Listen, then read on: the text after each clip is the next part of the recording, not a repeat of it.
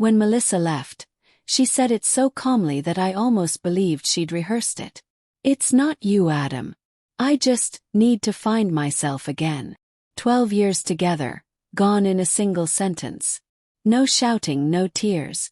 Just the sound of her suitcase wheels rolling across the wooden floor as she left our home and the quiet ache of something final hanging in the air. I remember standing in the doorway, barefoot and stunned, watching her taillights disappear down our street. It was early evening, that strange hour when the light feels softer but everything inside you starts to darken. First I thought it was a phase.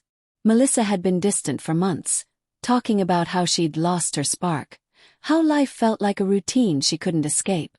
I thought a little space might help. She'd gone to her sister's once before after a rough patch and came back after a week, apologizing, clinging to me like she'd just realized how much she loved me. So I waited. A week passed. Then two. Then she stopped replying to my texts. At first it was, "I just need time." Then it was, "Please don't pressure me." And finally silence. It was my friend, Chris, who told me the truth. He called one night, his voice hesitant. "Man, you sitting down. Just say it," I said, already knowing it was bad. He sighed. "She's been seen around with some guy. Younger, drives that black Mustang that parks near the bar on 5th.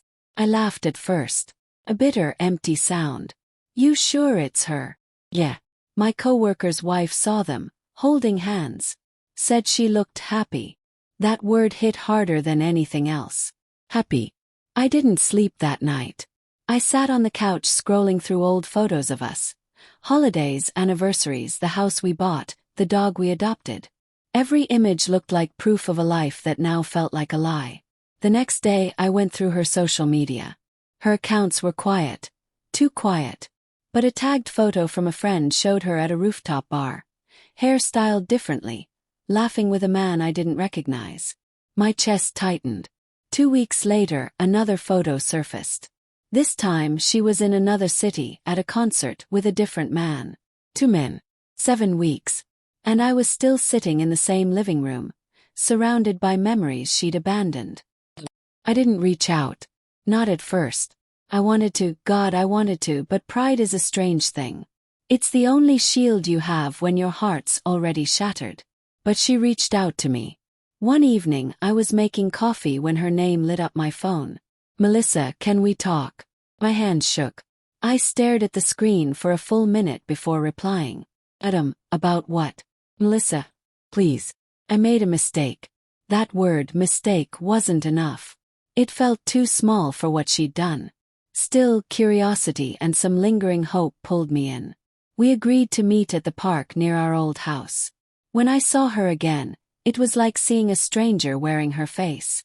She'd lost weight, her hair was lighter, and her smile, once warm, now seemed fragile, uncertain. "Adam," she whispered, like my name was something she wasn't sure she deserved to say. I didn't hug her. I didn't even move closer. I just waited. "I thought I needed freedom," she began, voice trembling.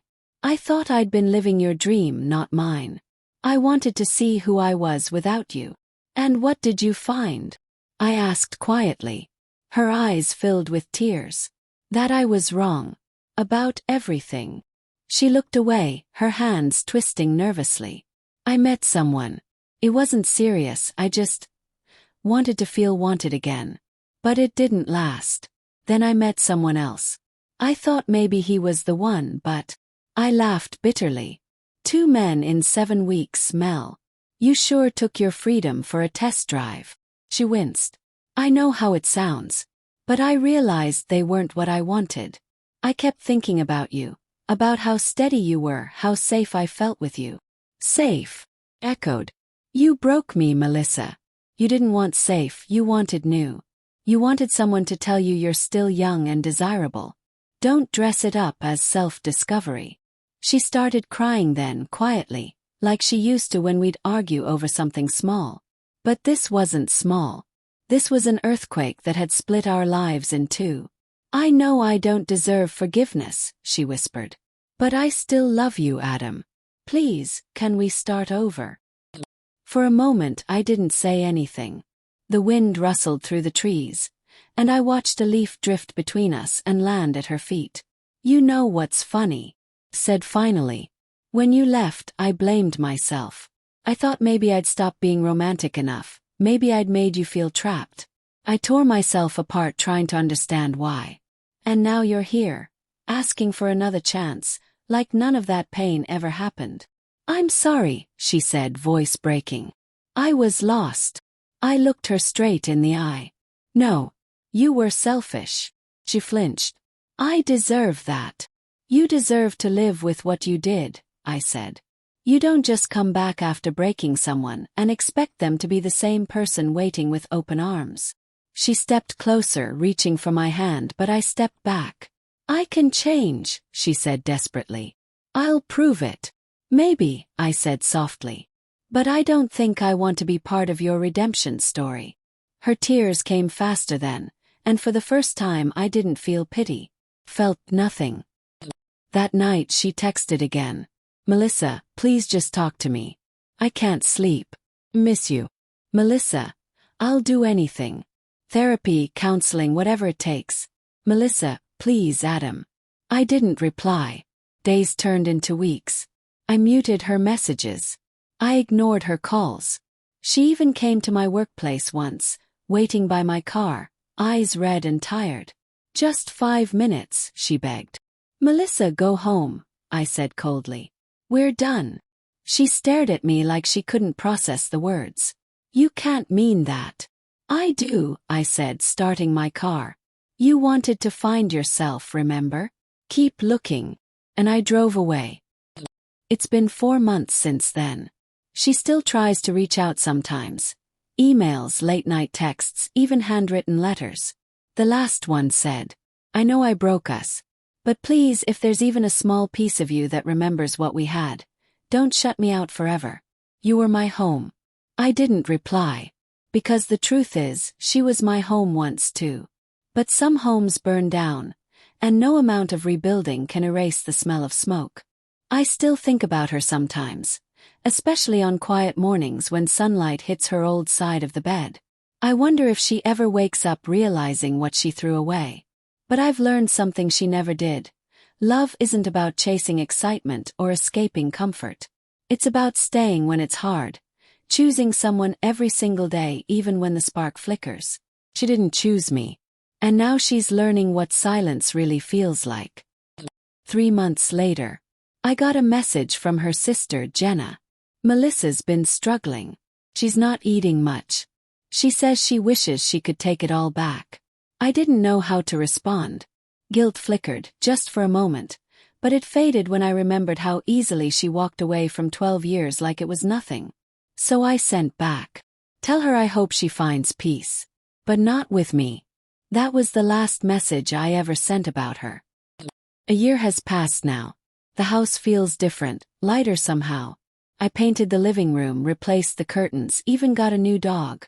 Little things, but they make it mine again. Sometimes when friends ask if I'd ever take her back, I just smile and shake my head. You can forgive someone, I tell them, and still never want them in your life again. Because forgiveness isn't an invitation. It's closure. One evening I stopped by the cafe we used to go to. I was meeting someone, Emily, a woman I'd met through a hiking group. Kind eyes, quiet laugh, nothing forced about her. As I waited for her to arrive, I caught a glimpse of a familiar figure across the street. Melissa. She looked thinner, her hair darker again, her posture uncertain. For a second, our eyes met through the glass. She froze. Then she smiled faintly, lifting a small wave. I didn't wave back.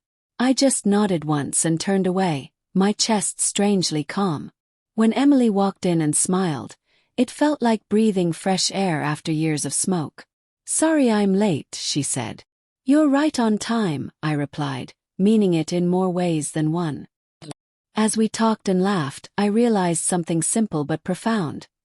I wasn't haunted anymore. The bitterness, the anger, the ache, they'd all burned away, leaving only clarity. Melissa had been my past. But peace, that was my present. And sometimes ghosting someone isn't cruelty. It's self-respect.